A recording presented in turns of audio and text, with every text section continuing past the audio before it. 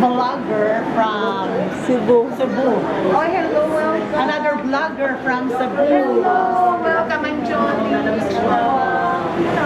From Cebu, travel agent. Oh, welcome to Bacolod. From Mall. Philippine Airlines.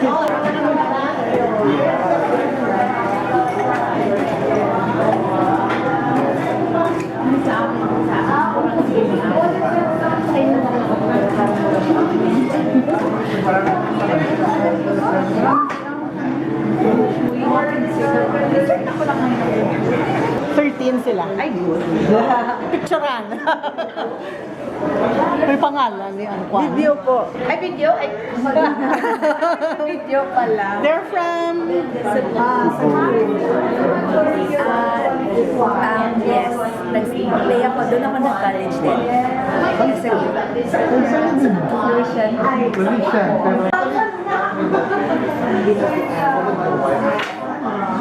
Mom started this. And then, this one is about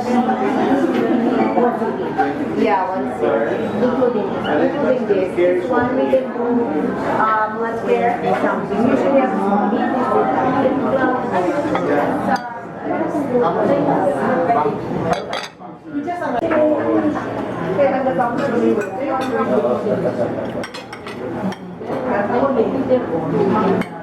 What kind of version is?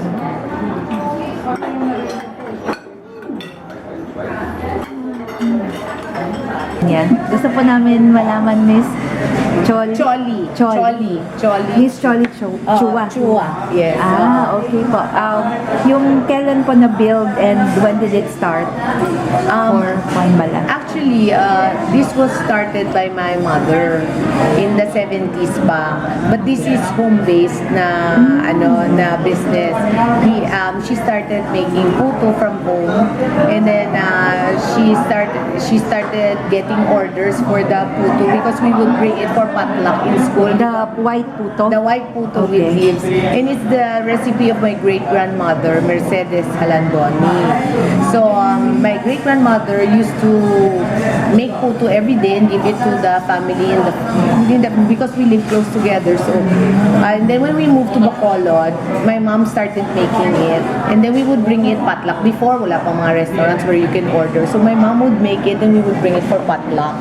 And then, some would start ordering and home-based lang. So, they would go to our house to pick up the orders.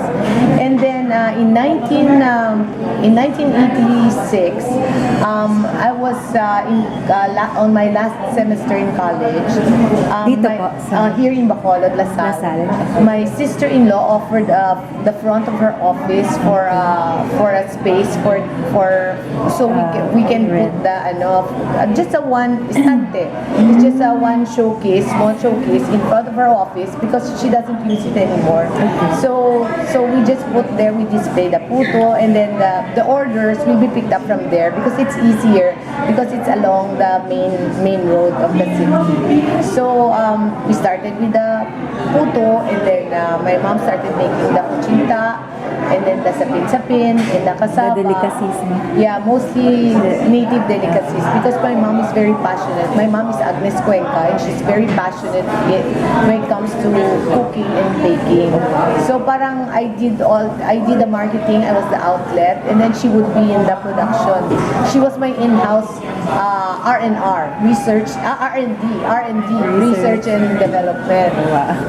And then we started, for variety, we started with the baked goods, with the cakes, but we're still focused on the native delicacies. That's our main, our main product line. So how did you came about having the name sa Quan Bala?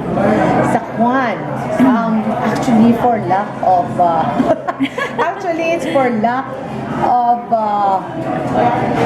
branding creativity. We were about to open in 1986, but we didn't have a name. Up to the very last few days, we didn't have a name for the store.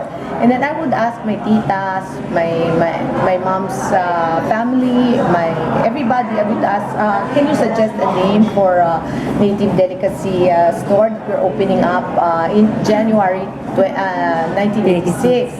And the name Quan will always come up. We will say Quan be, Quan ano, Quan anong namin, nga Quan man. And so, people, and then so parang wala na. So, let's do Quan. And then we just change the spelling para maging a little bit social. Oh, a little bit social instead of K. We made it a Q-U-A-N, a Quan. And then that's how it all started. And then the funny stories that we get, why did you even name this Quan? You're confusing everybody. When I search it po sa location when I tagged you sa story kanina, hindi ko ma-search. I thought it was like sa Quan bala. So it's just Quan lang pala. Q-U-A-N. Yeah, it's just Q-U-A-N. Okay. And then for Manila, two separate kasi we have different, we have Quan Manila. We have in Dian, Makati. It's very near Cash and Carry. Okay. And then we have a branch in McKinley, in Benny's Grand Canal. In McKinley, there's a small branch. We have a small branch.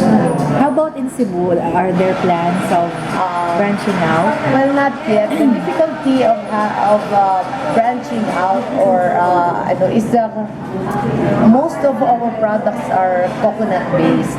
So masisira. it's masisira. The shelf life is very short. Yeah. And then sometimes like during the summers, pag mainit sa car, sometimes it's very so we cannot risk it, the travel and so that's the main difficulty of our expansion in other provinces. Yeah. Any plans on expanding to other regions?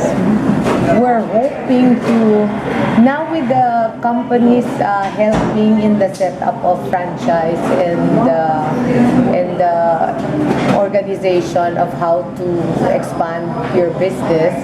So we're hoping that we can have some help in doing that. Yes. We plan to be we still plan to be the best in the native delicacies talaga. Because you're known for that. Yes. Nung I first read it, a family of food for the family. So it's like from your family passing it to Yes. your customers. And it's a family of food because we now have during the pandemic, a little bit before the pandemic, we started our Sudan line. It's mostly the ulam. Sudan is ulam, in Tagalog. It's Ilonggo for ulam. Since now there's a shortage of like cusineras and so we started our frozen ulam. We call it Sudan. It's a new line. And during the pandemic, it actually kind of saved us for a bit because everybody started with the deliveries, the delivering to the homes. What are the examples of that frozen ulam po? Frozen ulam, you'll find it there in the freezer. Mostly Ilonggo ulam. It's we have the Kadyos Baboy Langka. It's a KBL with batuan. We use batuan for souring. And green. And then we have the tambo. Tambo is bamboo shoots with gata. And then we have we have the lumpia Shanghai, the common, mostly the common Filipino food. It's mostly, and we have the laswa, Ilonggo nga laswa. It's a vegetable stew na Ilonggo. It's cabbage. It's all vegetable. It's a vegetable soup. So walang meat. There's shrimp. There's shrimp in laswa, but small shrimp. And then we also have the munggo, isang munggo, and munggo with langka. So it's really Filipino food. Because we specialize in Filipino food. So all of that po, available na rin sa Manila? Most of the sudan is available in Manila also. And also in Manila, we have Grab. We're in Grab and Food Panda in Manila. So you can check it out. Easily source the sudan. If you crave for Filipino food, we also have batchoy and pachikolo in Manila. Wow. Dito din meron. Here, yes, we have. So, if you're to to describe any or is anong something unique ng Quan na wala sa iba po? Well, it's our still. The first product. The product of my great grandmother that will keep. You can steam it, still be as soft as it was freshly made. So okay siya pang pasalubong. Yes. It will not be It will not. It will keep. Some even bring it to America, keep it in the freezer, just steam it again, and it will be just as soft as when you bought it. How much po yung parang may kay pasalubong box or something? Usually, our clients they have a box, but they usually pick what they put inside. We have a box. Like we're sending you a box. It has a little bit of our cookie and our panaderia line. So it's like different choice, variety of it's a variety. We put in biscocho, we put in our crispy piaya. We put in two kinds of piaya in your box. There's a crispy piaya and there's the regular piaya. Thank you. Galing po. Naisip ko lang yung kung ang Team Juan meron yung parang bake na parang bread na chopaw. Sa inyo naman yung puto. Yes, puto. And then we also have a puto pao. There's also a story in the puto pao. There was a shortage of flour in the late 80s. And then, since we were not yet members of the Bakers Association at that time, we couldn't source flour. We couldn't source flour kasi ninarasyon yung flour at that time. So we had siopaw as one of our products, but we didn't have the flour for the dough.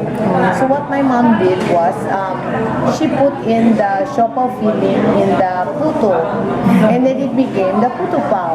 So that's how she created the puto pao, and then it just grew and grew and grew. Yeah. Wow, okay po. Sige. So basically, the highlight of this is the puto. Yes, we started with puto, we're with our puto, and the native delicacies, of course.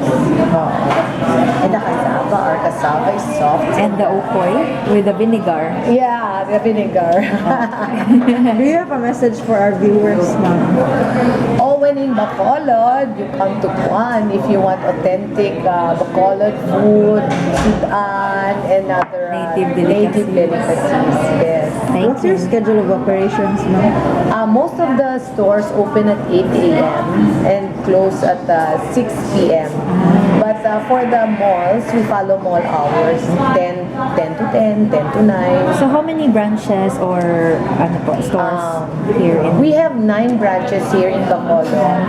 And then we have 2 in Manila, the one in Makati, in Dian, and the one in Taguig, in the Grand Canal, Venice Grand Canal. Amazing. Super laki na pala ng store. Yeah, started small. Amazing. Thank you so much, ma'am. Thank you also for having us, and thank you for coming to Quan. It's our pleasure po. And making it part of your trip in Bacolod. Salamat. Food crawl pala to.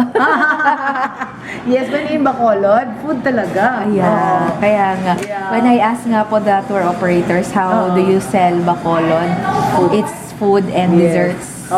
Food. Yeah. We have a lot of homegrown food places here in Bacolod. That's why. Yes. Dahil sa sugarcane. Yes. The industry sugar. Picture! Thank you so much. Thank you po. Thank you for visiting. Salamat din po. Masarap po ang food, ma'am. Thank you. Thank you. Thank you for visiting.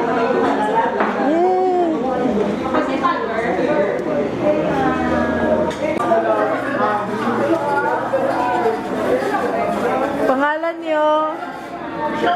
Video. Angelo? CJ. Angelo. Eddie. Bye-bye po. Hello po. Thank you po. Si Ma'am Rose Ann. Hi. Rolly. Hazel. Si Ma'am Vanji. Hello! Thank you po.